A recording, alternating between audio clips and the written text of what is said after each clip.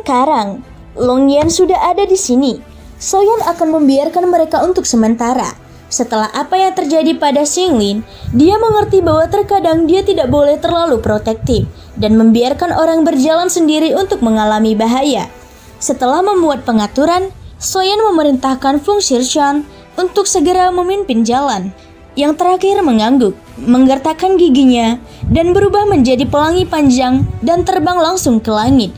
Soyan dan 2 orang lainnya mengikuti dari dekat, berubah menjadi 6 pelangi panjang dan meninggalkan planet itu. Di sebelah bintang tingkat manusia ini, ada bintang yang tampilannya hampir sama. Menurut Feng Xirshan, bintang ini disebut bintang iblis kuno. Jaraknya tidak jauh dan tidak butuh waktu lama bagi ke-6 sosok itu untuk mencapai bintang iblis kuno. Planet ini jauh lebih normal daripada bintang tingkat manusia. Setidaknya sama seperti planet pada umumnya. Tidak ada badai pasir di sini dan cuacanya seperti musim semi sepanjang tahun. Vegetasinya subur dan tampak penuh vitalitas. Semuanya ini hanya ilusi. Jangan tertipu oleh apa yang kamu lihat. Feng Xirshan berkata, dan semua orang mendarat di tanah. Saat kaki mereka menyentuh tanah, perubahan luar biasa terjadi di sekitar mereka. Pemandangan yang semarak menghilang.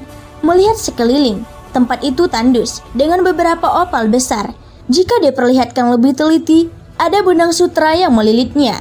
Tetapi, opal ini tidak lengkap, dan tampaknya sesuatu yang awalnya tumbuh di dalamnya kini telah keluar dari cangkangnya.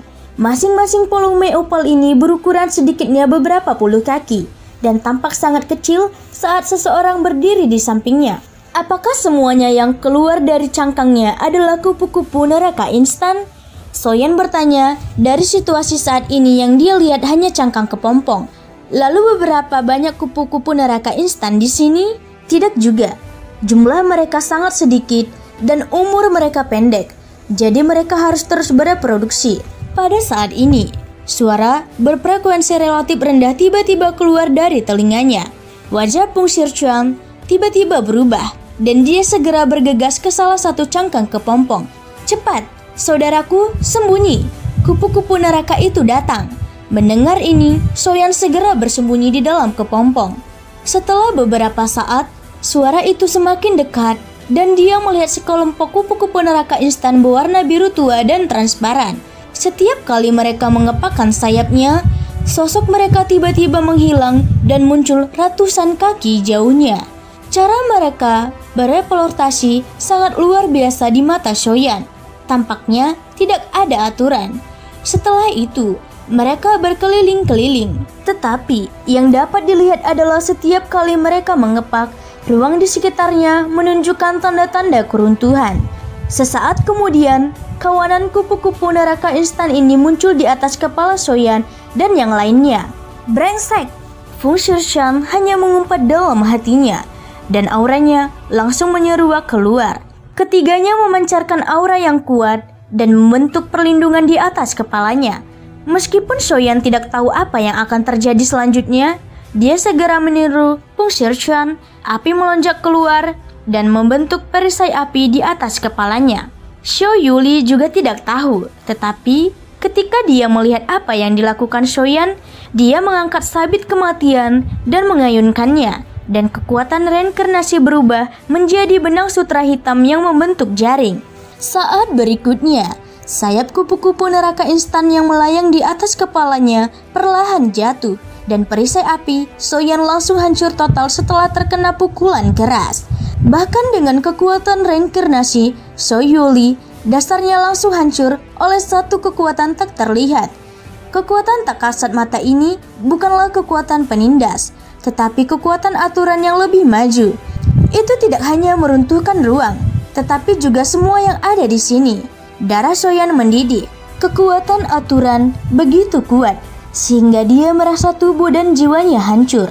Dalam sekejap, ia memasuki kondisi kacau, seolah-olah ia hancur bersama ruang. Baru ketika sebuah tangan diletakkan di bahu Soyan, ia langsung tersadar dari keadaan itu. Soyan tiba-tiba tersadar, tangan giok ramping di bahunya adalah milik Ye Bijing. Dia sangat pendiam sepanjang jalan, diam-diam mengikuti Soyan memperlihatkannya berlatih dan hampir tidak mengambil tindakan apapun. Terima kasih. Selain Soyeon, Ye Bijing juga meletakkan tangannya yang lain di bahu Soyoli. Perasaan itu sekarang dinetralkan. Sekelompok kupu-kupu neraka instan telah menghilang.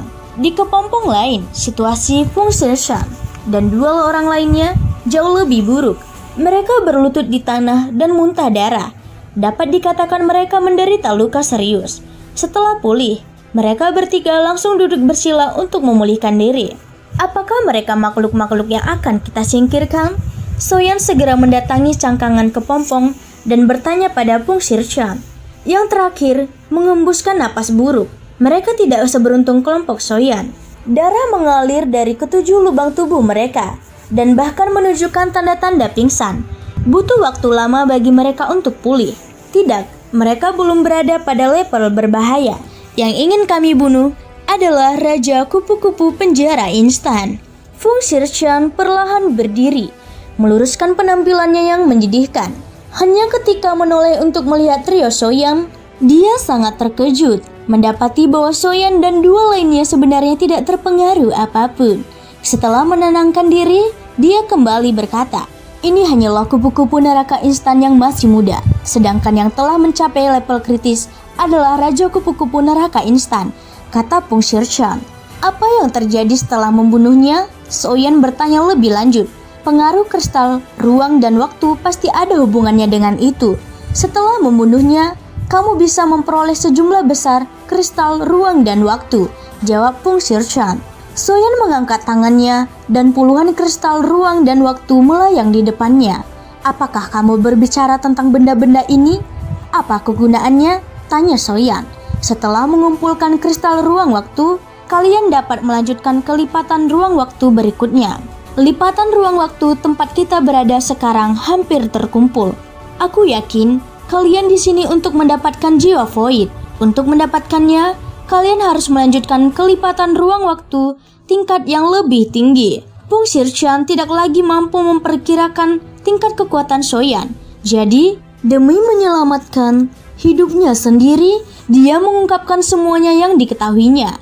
"Berapa banyak kristal ruang waktu yang dibutuhkan?" Soyeon terus bertanya. 1000. "Jika cukup, gabungkan semuanya dan kamu bisa melanjutkan kelipatan ruang waktu berikutnya," Fung Xishan segera berkata. Soyeon menunjukkan ekspresi bingung. Berdasarkan kekuatan Fung Xishan dan dua orang lainnya, mereka tidak perlu membunuh binatang luar angkasa tingkat berbahaya. Membunuh beberapa binatang luar angkasa tingkat surga dan bumi seharusnya dapat mengumpulkan jumlah ini. Kukira kamu baru di sini, jadi kamu tidak tahu situasinya. Bintang-bintang di sini terbagi menjadi level manusia, bumi, dan berbahaya. Sebagian besar binatang luar angkasa di 3 level pertama telah dijarah dan dimusnahkan, dan yang tersisa semuanya adalah level berbahaya yang sulit dihadapi. Sekarang, jika kamu ingin memasuki lipatan waktu dan ruang berikutnya, ada 3 cara. Yang pertama adalah mencari kemana-mana sisa-sisa binatang luar angkasa tingkat rendah. Yang kedua adalah membunuh dan merampok. Dan yang ketiga adalah mengambil risiko mencekik binatang luar angkasa yang berbahaya itu. Fung Xishan berkata perlahan. Dia tidak perlu menjelaskan terlalu banyak. Dengan kebijaksanaan Soyeon, dia mengetahui kelebihan dan kekurangan ketiga metode itu secara sekilas. Yang pertama memakan waktu, yang kedua terlalu berisiko, dan yang ketiga tampaknya menjadi solusi terbaik. Soyeon mencubit dagunya, dan Fung Xishan mengangguk dengan kekaguman di matanya.